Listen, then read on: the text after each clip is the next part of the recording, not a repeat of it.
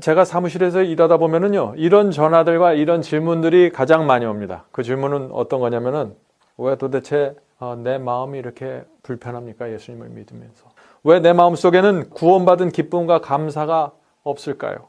왜 나는 신앙이 잘 자라지 않습니까? 이런 질문들이에요. 거의 비슷한 질문들입니다. 하나님을 믿으면은 더 행복해지고 감사하고 더 만족해야 되는데 실제로 그렇지 못하고 깊은 고민과 좌절 속에서 살아가는 사람들이 정말 많은 것 같습니다. 왜 우리가 그렇게 되는가? 그리스도인의 삶에서. 제가 그것을 좀 말씀드리려고 합니다.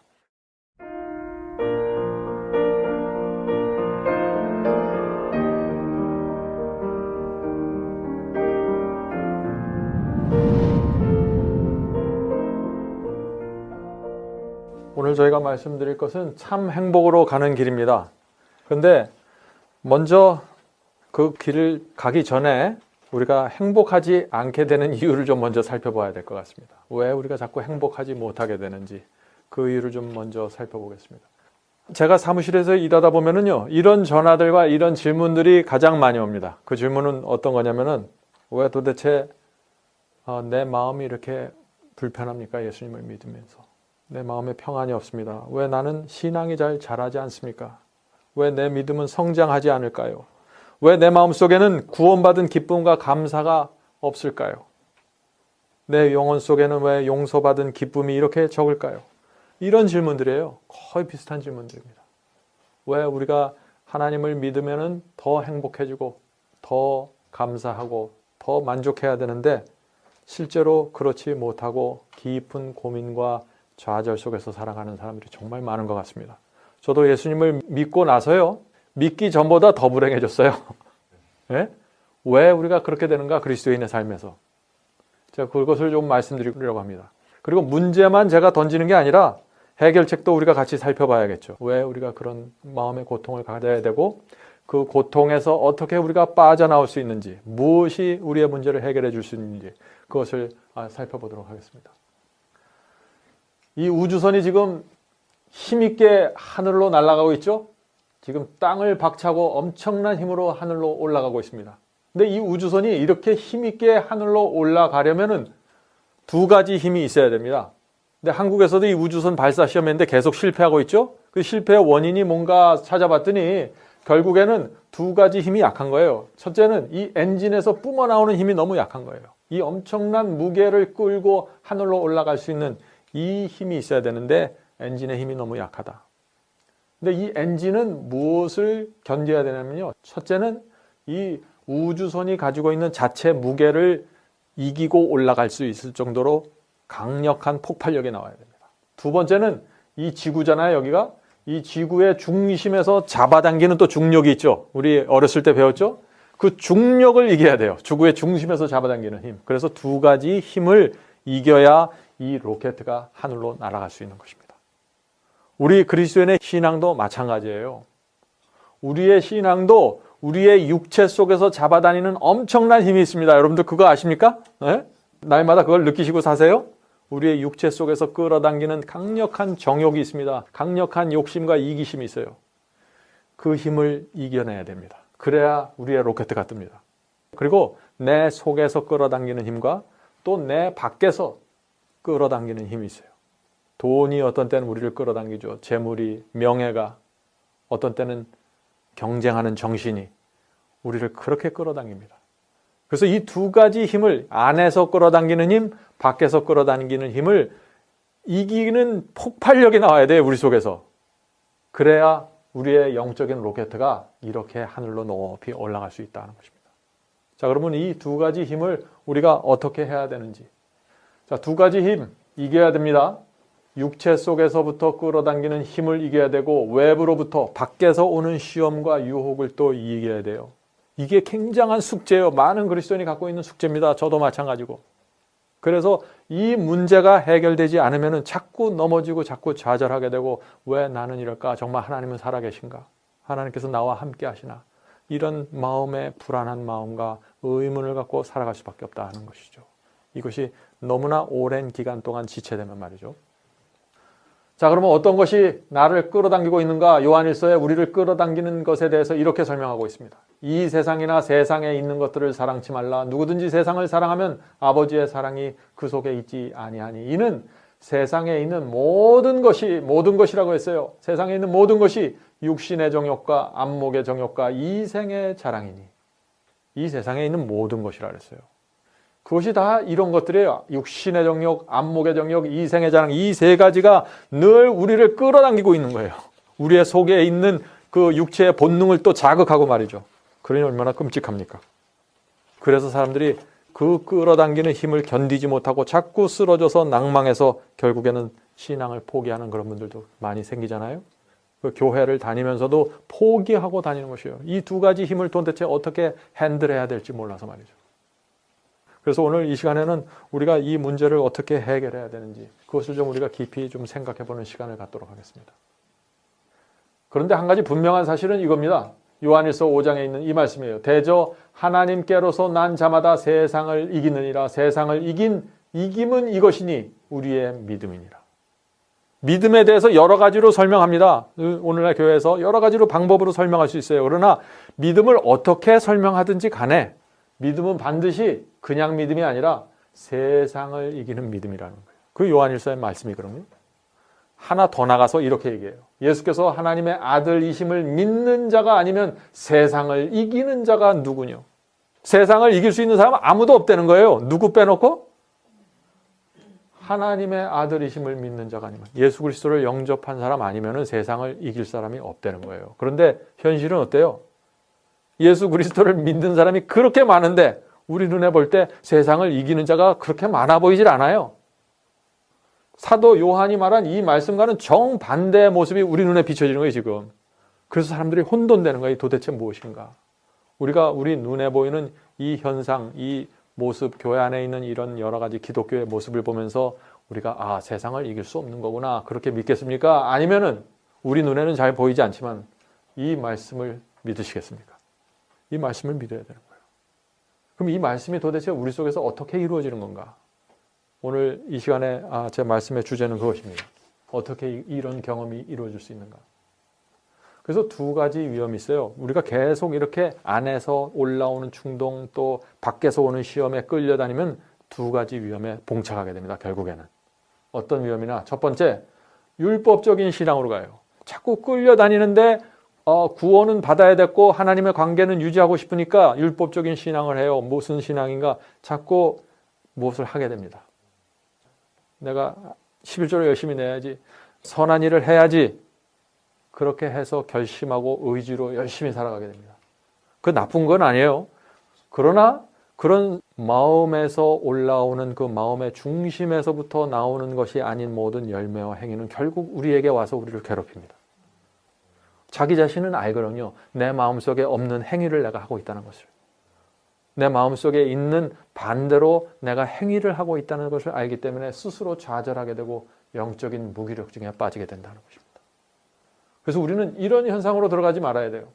두 번째는 이렇게 내가 열심히 하려고 노력하고 의지로 결심하고 헌신하고 이런데 내 마음이 하나가 돼서 가지 못하는 그런 상황을 계속 지속하게 되면은 이 두 번째 단계로 넘어가는데 어떻게 되냐면은 나중에는 해도 안 되는구나 하고 포기를 하게 되는 거예요.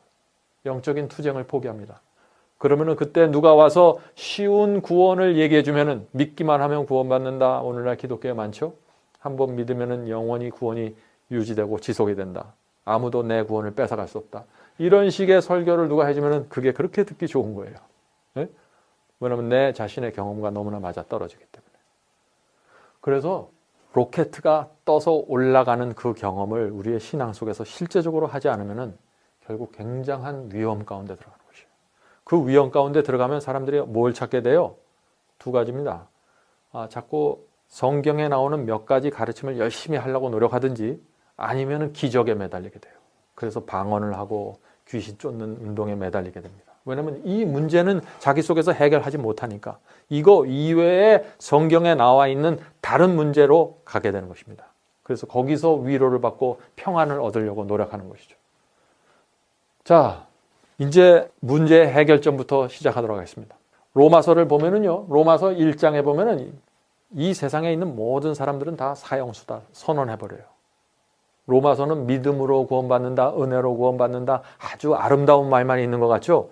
그 로마서가 시작하는 1장에는요, 먼저 이 사도 바울은 우리를 완전히 저 지옥의 구덩이에 넣어버립니다. 우리가 지금 현재 어떤 상태인가를 걸 밝혀줘요. 지금 이 말씀을 보세요. 곧 모든 불의, 추악, 탐약, 악의가 가득한 자요, 시기, 살인, 분쟁, 사기, 악독이 가득한 자요, 수군수군 하는 자요. 수군수군 안 하는 분 계십니까 여기 지금? 비방하는 자요, 하나님의 미워하시는 자요, 능욕하는 자요, 교만한 자요, 자랑하는 자요, 악을 도모하는 자요, 부모를 거적하는 자요, 우매한 자요, 배악하는 자요, 무정한 자요, 무자비한 자라. 저희가 이 같은 일을 행하는 자는 사형에 해당한다는 하나님의 정하심을 알고도 자기들만 행할 뿐 아니라 또 그 일을 행하는 자를 옳다 하느니라. 이런 일을 하는 사람들도 구원받는다고 가르치지 말라는 얘기예요. 안 된다는 얘기예요. 이런 사람들에게 뭐예요? 사형이 내려져 있다는 거예요. 사형이. 그래서 로마서에서 사도 바울은 복음을 설명하면서 이 세상에 있는 모든 사람을 사형수다라고 선언하고 시작합니다. 그게 복음을 받아들이는 우리의 자세가 돼야 돼요. 우리가 뭐예요? 사형수예요. 사형수. 사형수가 진짜 여러분 사형수라고 느끼십니까? 예? 사형수라고 느끼세요? 그거 굉장히 중요한 것입니다. 정말 우리가 사형수입니까? 여러분들은 어떻게 생각하세요? 정말 내가 사형수인지. 이 첫 번째 스텝에 내가 사형수라는 사실을 인식하지 못하거나 인정하지 않으면요, 그 다음 단계로 넘어갈 수가 없어요, 이 복음이. 문제는 뭐예요? 우리가 사형수인데 사형수라는 것을 모르는 것입니다. 또 사형수라는 사실을 알아도 그걸 그렇게 인정하고 싶지 않아요. 잊어버리는 것이에요. 우리가 이렇게 멋진 옷을 입고 아름답게 하고 나오니까 사형수처럼 보이지 않잖아요. 우리 얼굴이 얼마나 행복합니까? 오늘 아침에. 근데 실제로는 사형수라는 거죠. 하나님께서 사형을 선고하신 거예요. 저 인간이 사형을 선고한 게 아니라 이 지구에 사는 모든 사람은 사형수. 거기서부터 시작하는 거예요. 단 한 사람도 거기에서 빠져나올 수 있는 사람은 없다는 것입니다. 제가 오래전에요, 이 사형수에 대한 책을 읽었습니다. 이거 서대문 형무소거든요. 오래전에, 지금은 없죠. 지금은 박물관이 되어 있는데, 서대문 형무소에서 사형을 받은 사람들에 대한 이야기를, 어떤 간수가 그 이야기를 썼어요. 그 이야기를 읽어보면요, 판사가 사형을 선고하는 그 장면부터 나오거든요. 그 책이. 판사가 사형을 선고했어요. 어떤 죄인에게. 그럼 그 죄인이 어떻게 반응할까요? 사형을 선고받았으면. 많은 사람들이요, 그 자리에서 실신한대요. 어떤 사람은 그 자리에서 완전히 그냥 주저앉고 펑펑 운대요. 정신을 잃어버린 거예요. 그게 사형수예요. 그게. 그 모습을 여러분도 한번 상상해 보시기 바랍니다. 그런데 우리는 분명히 하나님으로부터 사형을 선고받았는데 우리 마음이 전혀 모르고 살아가고 있어요. 전혀 다른 거를 생각하고 있어요. 왜 그럴까요? 그래서 우리가 하나님을 믿는다고 하지만은 하나님을 만나지 못하는 거예요. 성경은요, 사형수가 읽어야 되는 책이에요. 사형을 받은 사람이 읽어야 그게 복음이 돼요. 네? 사형수만 깨닫고 느낄 수 있는 말씀으로 성경이 가득 차 있습니다. 성경을 읽는데 내가 어느 정도는 좀 의로운 줄 알았어요. 난 어느 정도는 착하니까. 옆집에 누구보단 낫다고 생각했죠. 그러니까 내가 성경을 읽어도 용서의 기쁨도 없고 감격도 없고 아무것도 없는 거예요. 사형수가 돼야 됩니다. 이거는 복음을 설명하는 데 있어서 굉장히 중요한 거고 사도 바울의 복음을 설명한 방법이에요. 그래서 사도 바울이 그 얘기부터 시작하는 것이에요. 이 서대문 형무소에 가면은요, 참 재미있는 게 있는데 이 사람들이 이 안에서 사형수들이 그가 이 범죄자들하고 같이 화투를 친다래요. 화투를 치면은 그 내기 화투를 치는데 그 500원, 1000원 갖고 싸워요. 예? 내일이면 사형 받을 수도 있는 사람들이에요, 이 사람들이. 근데 500원, 1000원 갖고 싸우는 거예요. 이게 사형수 모습이에요. 우리가 이 세상을 그렇게 살 수 있는 거예요. 성경은 이 세상 지구를 옥이라고 부릅니다. 그죠? 이 지구를 옥이라고 불러요. 이 지구 전체가 하나님께서 보실 때는 감옥수예요. 사형수들이 가득 차 있는 감옥수예요. 저 아파트들 멋있죠? 저 아파트들 얼마나 깨끗해요? 사형수가 잔뜩 들어가 있는 것이에요. 지구 전체가 사형수의 감옥수예요. 근데 문제는 뭐냐? 우리가 우리 자신을 생각할 때 제가 그랬어요. 저도 늘 겸손하게 말하기 위해서 저도 죄인입니다 라고 많은 분들에게 말했지만은 저는 한 번도 제가 사형수라고 생각한 적은 없습니다. 죄인이라고 표현한 것도 제가 겸손하게 말하기 위해서 제가 그렇게 표현했던 것인지, 그러니까 어떻게 돼요? 제가 하나님을 만나지 못하겠어요. 하나님의 용서하시는 그 은혜가 뭔지 느낄 수가 없는 거예요, 도대체. 그러면서도 나는 항상 제 마음속에 고민은, 왜 나는 하나님의 용서가 이렇게 마음에 와 닿지 않을까? 제가 이유를 알은 거예요, 나중에. 아, 내가 사형수가 아니었구나. 사형수만 그걸 알 수 있거든요, 사형수만. 그리스도는 오직 누구에게만 구세주가 될 수 있어요? 사형수에게만 구세주가 될 수 있는 것입니다.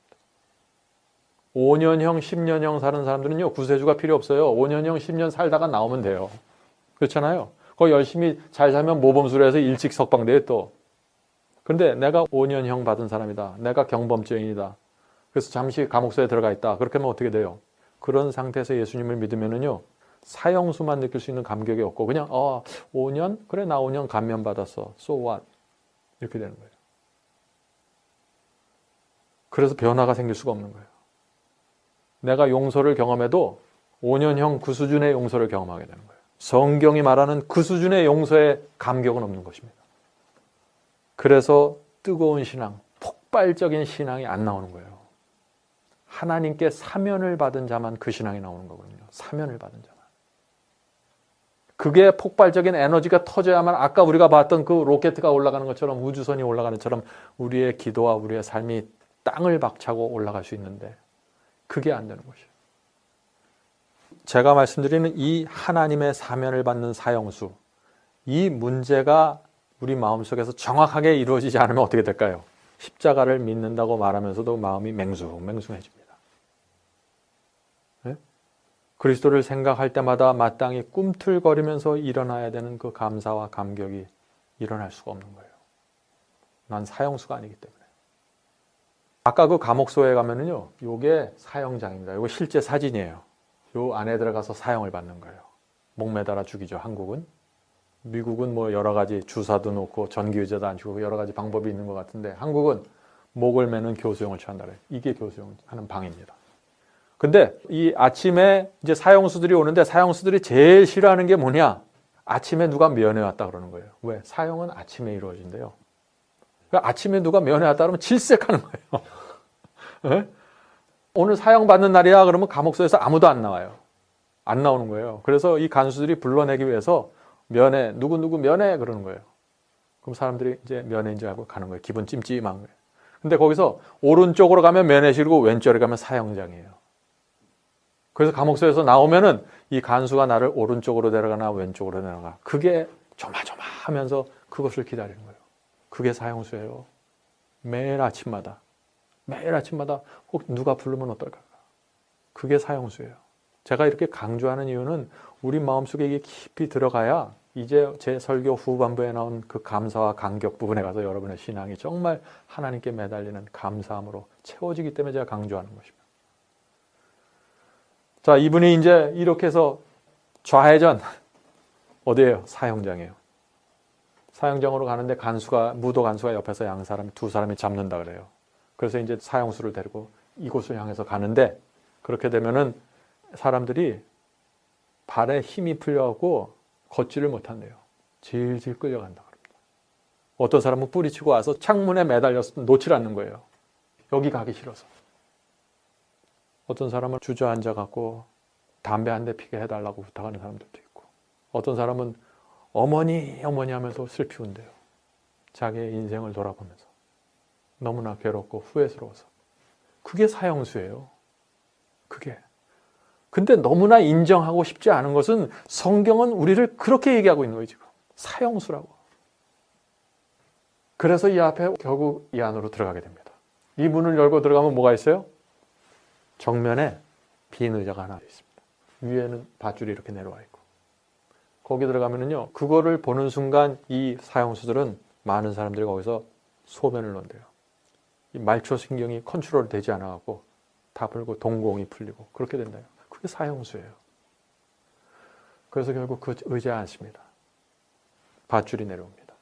이제 목에 걸고 머리에 두건을 씌우고, 그 다음에 이제 그 사람이 기독교인이면 목사가 오고 불교인이면 스님이 와서 마지막 소원과 기도가 뭐냐 물어봅니다. 이게 우리의 삶 속에 있는 우리의 영적인 실제 형편이라는 것이에요. 지금 사도 바울은 그걸 얘기하는 거예요. 너희들 중에 이런 죄 안 진 적 있어? 너희들 다 사형수야. 그 얘기하는 거예요. 사도 바울이 로마서 1장에서. 그런데 그때 어떤 죄인이 이렇게 우리가 가정에서 생각할 수 있죠. 이 사람이 한 2달 전쯤에 대통령에게 편지를 썼습니다. 대통령, 저를 용서해 주시옵소서. 제가 어렸을 때부터 이렇게 자랐습니다. 제가 이렇게 살았기 때문에 이런 친구들을 잘못 세우고 세상에 살면서 제가 이렇게 사형을 받을 수밖에 없는 죄인이 되었습니다. 그런데 대통령께서 저를 용서해 주시면은 제가 정말 남은 생에는 이 나라와 조국을 위해서 바치면서 살겠습니다. 그리고 간절한 편지를 썼어요. 용서해 달라는. 근데 이 사형장에 들어갔는데 목에 밧줄을 걸고 있는데 쾅 하고 문이 열면서 법무 직원이 와서 사형을 중지하라고 외친다면은, 그래서 그 사람이 그 사형 마지막 순간에 목에 밧줄이 풀리고 사면을 받는다면은 그게 무엇일까요? 그게 바로 죄에 대한 용서고 칭의라는 거예요. 칭의. 죄를 용서받는 경험이에요. 그게. 그 사람이 그런 경험을 했다면 어떻게 될까요? 나가서, 이 감옥소에서 나가서 어떻게 돼요? 뛰쳐나가서 나를 용서해 주신 대통령을 향해서 달려갈 거 아니에요? 청와대로. 예? 그게 그리스도인이 죄를 사면받았을 때 생기는 일이라는 거예요. 그게 거듭남이고 그것이 칭의라는 것입니다. 그래서 이 모든 경험은 결국 어디서 시작하냐? 사형수만 그것을 가질 수 있다는 거예요. 사형수. 전 그래서 아침에 일어나실 때요, 좀 영적으로 어떤 때 메마르고 그러면은 전 늘 이 장면을 제가 머릿속으로 상기합니다. 자리에 앉아서 사형장을 생각하고 내가 거기에 그 의자에 밧줄을 걸고 있는데 예수께서 오셔서 내 밧줄을 풀어주시고 내가 앉았던 그 자리에 앉아서 당신의 목에 밧줄을 걸으셔서 거기에 떨어지는 장면을 제가 머릿속으로 생각해 보는 거예요. 그게 용서예요. 그게 십자가고. 그런데 우리가 어떻게 그리스도를 말하면서, 십자가를 말하면서 우리의 마음이 맹숭맹숭해질 수 있습니까? 그건 불가능하다는 얘기예요. 그건 그렇게 될 수가 없어요. 그래서 성경은 열매를 얘기하는 거예요. 열매. 그건 자연스럽게 되는 거니까. 내가 노력해서, 내가 의지로, 내가 결단을 해서 그게 아니라는 거예요.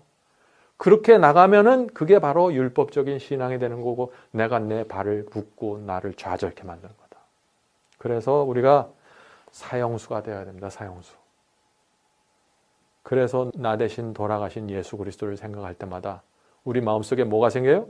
빚진 자의 심령이 생겨요. 빚진. 나 대신 죽었어요. 목에 밧줄을 걸고. 이게 되면 어떻게 돼요? 드디어 우주선이 강력한 폭발력을 갖고 하늘로 뜨는 겁니다. 그 엄청난 무게는 인간의 힘으로 그 뜨게 못해요. 엄청난 파괴력과 폭발력이 나와야 되는 거예요. 그건 내가 결심한다고 그거 못하는 겁니다. 그래서 우리 마음과 생애를 드디어 하나님께 바치게 되는 것입니다. 거기서부터. 그리고 주여 감사합니다. 제 마음속에 감사와 충성을 새겨주셔서 감사합니다. 그래서 사면받은 사형수의 심령 속에 생기는 게 뭐예요? 2개예요. 하나는 감사, 다른 하나는 충성입니다. 이거 반드시 생겨요. 그리고 하나를 더 말하자면 죄송스러움이죠. 죄송스러움. 늘 죄송한 마음을 갖고 살아가게 됩니다.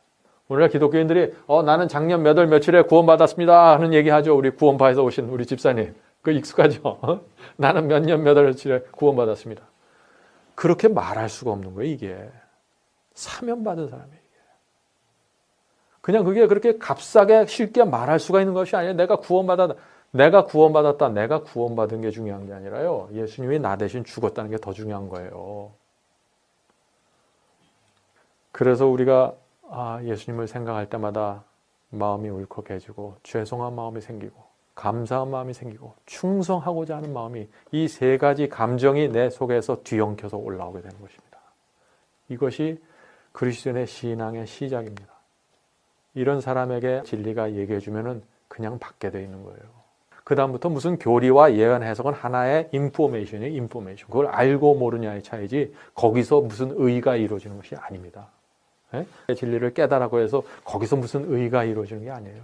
요한계시록에 나오는 무슨 특별한 가르침을 내가 분명히 이해했다고 해서 내가 무슨 공로를 갖게 되는 게 아니에요. 여기서 이루어진 거예요. 사형장 안에서 모든 것은. 그래서 사도 바울이 로마서 8장에서 우리 잘 아는 거죠. 그러므로 형제들아 우리가 빚진 자로 돼 육신에게 져서 육신대로 살 것이 아니라. 이 엄청난 빚을 졌기 때문에 내가 어떻게 그리스도의 가슴에 다시 못질할 수 있는가? 내가 어떻게 육체에 끌려다닐 수 있는가? 난 그럴 수 없다. 이거예요. 이거는 사형을 감면받은 사람에게만 나올 수 있는 간증입니다. 다른 사람은 못해요. 그래서 사도 바울이 뭐라 했어요? 난 먹든지 마시든지 무엇을 하든지 하나님의 영광을 위해 살겠다. 오늘날 많은 기독교인들이 그 말씀을 하면요. 그거 율법주의 아닙니까? 율법주의 아니에요. 그거는 먹든지 마시든지 무엇을 하든지. 사면을 받았기 때문에 그렇게 말하는 거예요. 사면을 받았기 때문에.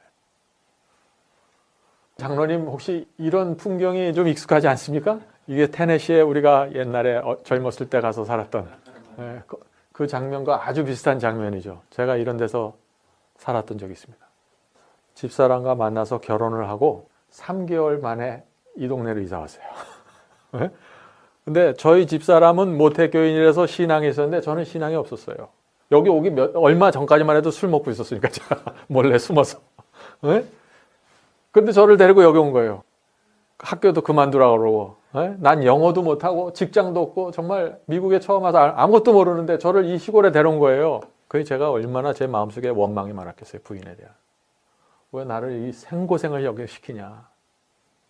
근데 저랑 같이 이제 오늘 특창해 주신 우리 최 장로님도 함께 오셨는데 그 함께 오신 몇 다른 장로님들은 미국에 오셔서 오래 사셔서 생활도 안정이 됐고 해서 여기 와서 아주 사실 수 있는 분들이었는데 저는 없었어요. 저는 완전히 가방 2개예요. 가방 2개 갖고 온 거예요. 결혼식 때 들어온 부주금 들고 왔어요. 가방 2개에다. 그 부주금 떨어지면 어떻게 되나. 오는 날부터 떨어질 거 걱정하는 거예요. 그때 제 마음을 여러분들 좀 이해하실 수 있겠습니까? 어디 직장도 없어요, 근처에. 소하고 말하고. 네? 그 친구들 그 당시에 제 이제 세상 친구들은 직장 다닌다, 공부한다, 정말 잘 나갔는데 제가 여기서 살다 보니까 친구들은 저 앞에서 열심히 뛰고 있는데 저 혼자 뒤로 가고 있는 것 같아요. 꼭 제 느낌이. 얼마나 불안했던지. 아침마다 성경을 읽었어요. 말씀을 읽었습니다. 그런데 그게 2시간 이상 안 가더라고요. 그 힘이. 오후가 되고 점심 먹고 오후가 되면 그렇게 불안해지는 거예요. 어떻게 사나? 언제까지 내가 이렇게 살아야 되나? 내 인생은 도대체 어디로 인도되는 것일까? 하나님은 분명히 있어요. 내가 창조를 부인하지 못하겠더라고. 그건 아무리 생각해도 창조가 맞아. 다니엘 요한계시록까지 공부해갖고요. 이건 뭐 도대체 빠져나갈 구멍이 없는 거예요. 제가 암만 생각해도. 네? 믿음을 생각한 게 아니라 빠져나갈 구멍을 찾았어요. 제가 그 당시에. 근데 못 찾겠더라고. 암만 생각해도. 그래서 제가 말씀을 읽은 거예요. 이건 구멍을 찾을 게 아니라 이 속에서 뭔가 해결을 봐야겠다 내가. 그래서 말씀을 읽기 시작했어요. 근데 시간이 지나가면서 이제 말씀을 읽으니까 새벽에 일어나서 말씀을 읽으면요. 성령이 충만해요. 그거 참 희한해요. 성령이 충만하고 내가 이런 식으로 한 1년만 하면 뭐가 천사가 되든지 뭐가 되겠다. 네? 그런 마음이 저한테 드는 거예요. 그런데 오후가 되면은 불안해지면서 짜증이 나는 거예요. 부인한테 원망이 가고. 그런 생활을 제가 몇 개월, 1년 가까이 쭉 하고 나니까 어떻게 했습니까? 나중에는요. 우울증이 생기는 것 같아요. 저는 그래서 알아요. 제가 이 경험이 뭔지. 하나님께서 저를 여기다 데려다 놓으셨어요. 아무것도 붙잡을 수 없는 곳이에요, 이곳은. 하나님께서 나를 구해주지 않으면 아무도 나를 구해줄 사람이 없는 데예요, 여기는. 하나님께서 우리를요, 가끔 그런 데다 데려다 놓으십니다. 우리가 그런 곳에 가지 않으면 자꾸 내 주변에 있는 어디서 해결을 보려고 하니까. 하늘에서 해결을 봐야 되는데. 그래서 우리의 인생 속에 광야의 경험이 생기는 광야의 경험. 어떤 때는 이 별내 얼마나 좋습니까? 사람들도 많고. 그런데 어떤 때는 나 혼자 있는 것 같아요. 너무 외로운 거예요. 우리가 이 세상에 살 때 그렇습니다. 주변에 사람들이 많고 가족이 있고 그래도 나 혼자만 있다 하고 느끼는 때가 있어요. 하나님께서 우리를 광야로 인도하신 것입니다. 그때는. 자, 그런데 제가 그 말씀을 읽고 정말 말씀에 오른쪽으로 가라 그러면 나 오른쪽 가야지 결심하고 가야지. 전 그게 신앙인 줄 알았어요. 하지 마라 하라 그것만 잘 지키면 난 하늘 가는 거로 생각했어요. 그거 하지 말라 그랬지. 오케이, 난 안 할 거야. 내가 원래 결심은 잘하거든요. 의지력이 있고, 예? 이빨을 물고 두 주먹 불 끈지고 말씀대로 하는 거야. 그게 근데 그걸 뭐라고 그러시는지 아세요? 조작된 성결이라고 불러요. 그걸. 예? 그게 참 그 당시로서는 최선이었어요. 그게 다인 줄 알았어요. 그런데 내가 나를 봐도 부자연스럽고 주변에서 나를 봐도 부자연스러웠을 거예요. 그런데 그렇게 살았습니다. 제가 제일 힘들 때가 언제인 줄 아세요? 오후가 돼서 이제 영적으로 탁 떨어져 있는데 저희 집사람하고 짜증을 내고 그 집사람이 맞는데 저희 집사람이 맞는데 제가 자꾸 짜증이 나는 거예요. 제 마음이 불안하니까. 그래갖고 좀 다투고 내가 좀 원망하는 얘기를 하잖아요. 그럼 저희 집사람이 저기서 찬미를 불러요. 무슨 찬미를 부르냐면 내일 일은 난 몰라요. 하루하루 살아요. 예? 이거 뭐라 그래요? 약 올리는 거예요, 이게. 예? 우리 남편들이 시험에 빠져 있으면 그 옆에서 찬미 부르지 말고 안 보이는 데 가서 기도해야지. 그 옆에 앉아갖고 내일 일은 난 몰라요. 나는 지금 내일을 걱정하고 있는데 나 들으라고 이제 찬미로 설교하는 거죠. 그런데 오후가 돼서 이제 밤이 돼서 저녁 시간이 돼서 이제 잘 때 돼서 침대 앞에서 앉아서 기도를 하면은요, 기도가 안 나오는 거예요. 오후에 그렇게 쓰러졌던 처절한 경험을 생각하면은 주님 앞에 창피해서 무슨 말을 못 하겠어요, 제가. 어제 했던 기도 또 해야 돼, 내가 오늘 저녁에. 무슨 기도를 하겠어요, 제가. 주님, 죽여주십시오. 그것만 하는 거예요, 그냥 맨날 저녁마다. 주여, 죽여주시옵소서. 제가 무슨 말을 읽겠습니까? 할 말이 제가 뭐가 있겠습니까? 그때 제 마음에 그렇게 제가 말씀을 새벽마다 읽었지만 하나님을 만나지 못했던 이유가 뭔지 아십니까? 그게 미래에 대한 염려였어요. 내 장래에 대한 두려움. 지금 내가 생각할 때 나는 여기서 도무지 빠져나갈 길이 없어요. 제가 생각할 때는. 저희 집사람이 마음이 변해서 다시 LA로 돌아가자 그럴 것 같지도 않고 내 능력으로 이 벌판에서 빠져나와야 되는데 무슨 재주로 빠져나오나. 그러니까 그냥 참담한 그 마음뿐이에요. 두려움. 가장 힘든 생각은 뭐예요? 언제까지 내가 이렇게 살아야 되나. 오늘 하루는 이렇게 살 수 있어요. 일주일 견딜 수 있어요. 1년 견딜 수 있어요. 근데 언제까지? 끝이 안 보이는 거예요. 그게 가장 힘든 거예요. 그게 터널이에요. 터널. 끝이 안 보이는 터널. 제가 그것 때문에 고민하다가 하나님께서 참 기이한 경험을 주셨습니다. 그때 제가 여기서 살면서 한 어디를 운전하고 갔는데 미국 양로원이 있었어요. 그 양로원을 갔는데 그 양로원에는 미국에서 잘 안 풀린 사람들이 오는 양로원이에요. 주로 흑인들이 많이 있었고 가난한 사람들이 오는 양로원입니다. 그 양로원에 차를 대고 들어갔어요. 그 이상하게 마음이 끌려서 들어가 봤더니 냄새가 장난이 아니에요. 이게 보통 냄새가 나는 게 아니에요. 그리고서 이제 문을 닫고 나오는데 제 마음속에 그런 생각이 나더라고. 네가 앞으로 살 곳이 이런 곳이 될지도 몰라. 그런 음성이 들리는 거예요. 제 마음속에. 이렇게 살면은 네가 그렇게 살지도 몰라 하는 음성이네요. 전 그 음성이 하늘의 음성인지 사탄의 음성인지 순간적으로 혼돈이 되더라고요. 이게 도대체 뭔가. 근데 그와 동시에 제 마음속에 또 다른 생각이 올라왔는데 그래 그렇게 살면 되잖아. 그런 생각이에요. 이 사람들도 다 살아가는 사람들 아니냐? 이 시골에 너만 사냐? 이 주변에 미국 사람들 많은데 왜 너만 그렇게 고통을 온통 너 혼자 갖고 있는 것처럼 그렇게 좌절하고 있니? 이 사람들은 태어나면서부터 여기서 살고 있는데 여기 이 양론에 있는 저 노인들은 다 행복하게 나름대로 살고 있는데 왜 너만 저것을 불행이라고 생각하니? 그래서 제가 운전하고 돌아오면서 주님께 기도드렸습니다.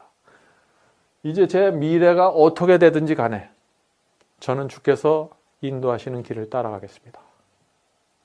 주께서 좌로 가라면 좌로 가겠습니다. 제 온 마음을 다해서 가겠습니다.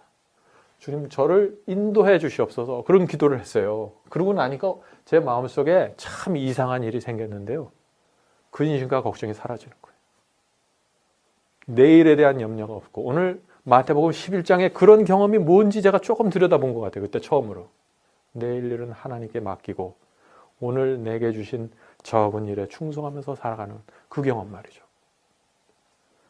제가 그것을 경험하고 나니까 어떻게 돼요? 이제는 오후가 돼도 짜증이 안 나요. 집사람하고 싸우지 않는 거예요. 그것 때문에. 오히려 집사람한테 감사하게 되고, 나를 이 광야로 데려오는 천사였어요. 천사. 나는 나를 괴롭히는 사람인 줄 알았는데. 그래서 제가 그런 경험을 한 다음에 그 다음부터는 전혀 다른 경험으로 들어가게 된 것입니다. 내 마음속에서 이루어진 건 다른 거예요. 다른 사람들이 볼 때는 달라진 게 없다라고 생각할지 모르지만은 저는 알았어요. 전혀 다른 경험으로 들어간다는 것을. 우리가 그리스도인의 생애를 살면서 이런 광야의 경험이 필요한 것 같아요. 어떤 때는. 도무지 나를 도와줄 사람이 없을 때 하늘을 바라보게 되는 거예요. 사형수가 그거거든요. 사형수가 어디 가서 하소연하겠어요? 대통령 위에는 안 돼요. 부통령도 안 돼요. 그거는. 사형수는 하나님께 매달리는 사람들입니다. 그래서 그 매달려서 사면을 받으면은요, 거기서 끝나는 거예요. 거기서 칭의가 이루어지고 용서가 이루어지고 성화로 들어가는 것입니다. 성화. 이렇게 되면 어떤 사람은 또 질문하죠. 그러면 뭐 한번 그렇게 사면 받으면 다시는 죄를 안 짓습니까? 죄를 질 수 있죠. 용서받은 사람도 죄를 질 수 있고 넘어질 수 있습니다. 그러나요, 이 사형수가 됐다 사면 받은 사람은 전혀 다른 거예요. 그건 또. 거기서 머물러 있을 수가 없어요. 이 사면이 뭔지를 알기 때문에. 넘어져도 다시 일어나서 주님께 나가고 그의 회개는 더 깊어지고 더 넓어지고 더 높아지게 되는 것입니다. 그러나 사면받지 않는 그냥 5년형, 10년형 받은 죄인으로서 우리가 사면을 받으면은요, 그거는 전혀 다른 또 경험이에요. 이해하시겠죠? 이 두 가지 경험이 어떻게 다른지? 굉장히 중요한 것입니다. 다 똑같이 죄를 짓는 것 같죠? 다 똑같이 연약해 보이죠? 다 똑같이 먹고 사는 것 같죠? 전혀 달라요. 이 두 차이를 정확하게 이해할 수 있고 영적으로 우리가 이해해야 되는 것입니다. 그래서 미래에 대한 두려움 그때부터 사라지게 됐고 주님의 말씀을 이제 하나하나 받아들이면서 따라가게 됐습니다. 우리 어린아이들이 피자 먹으면 어떻게 돼요? 피자에서 고기 맛있는 부분만 먼저 골라 먹잖아요. 우리가 그래요. 하나님의 말씀도 내가 받을 수 있고 내가 동의하는 것 그 부분 한 조각 딱 받아들이고 나 피자 맛 안다 그래요. 나머지는 모르면서. 그래서 우리가 하나님께 우리를 마음과 생애를 드려야 된다 하는 이것은 전체를 바치지 않으면은 우리가 드리지 않는 부분에서 항상 문제가 생깁니다. 똑같은 문제가 반복이 돼요. 네? 그렇기 때문에 사람들이 더 좌절하게 돼요. 왜? 어제 넘어졌던 거 오늘 또 넘어지고 그리고 내일 또 넘어질 거 그럼 알아요. 그래서 자꾸 좌절하게 되는 거예요. 그래서 우리 자신을 하나님께 드려야 됩니다. 근데 그 경험은 어디서부터 시작돼요? 우리가 사형수가 돼야 시작되는 것이에요. 그 경험은. 빚진 자의 심령. 제가 그것을 이해하고 조금이라도 이해하고 남부터 제 마음과 생애가 주님께 더 가까이 가기 시작했습니다. 그러고 나니까 변화가 생기는데 가장 큰 변화는 뭐냐? 그전에는 그렇게 좁아 보였어요. 주께서 인도하시는 길이. 그런데 제가 이 경험을 이해하고 나서는 그 길이 그렇게 좁아 보이지 않더라고요. 그전에는 제가 이 광야에 살면서 그렇게 외로웠어요. 근데 이 광야에서도 일이 생기고 내가 여기서 무엇을 해야 될까? 어떻게 살아야 될까? 내가 하나님을 위해서 무엇을 할까? 분명한 목적이 생기고 계획이 생기더라고요. 좁은 길은요. 왜 좁냐? 우리 등에 메고 있는 짐이 많아서 좁게 느껴지는 거예요. 하나님께서 길을 조그맣게 만들고 너희들 열심히 노력해서 이 길에 들어와. 이게 아니거든요. 길은 원래 하나예요. 어떤 사람들은 근데 그게 좁게 느껴지고 어떤 사람들은 그게 하늘로 가는 똑바른 길로 느껴지게 되는 것입니다.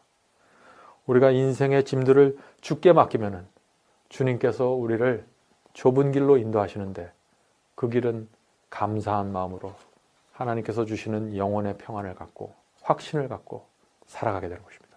그 길을 걷고 싶지 않습니까, 여러분들? 정말 그런 마음으로 이 신앙을 하면 얼마나 감사할까요?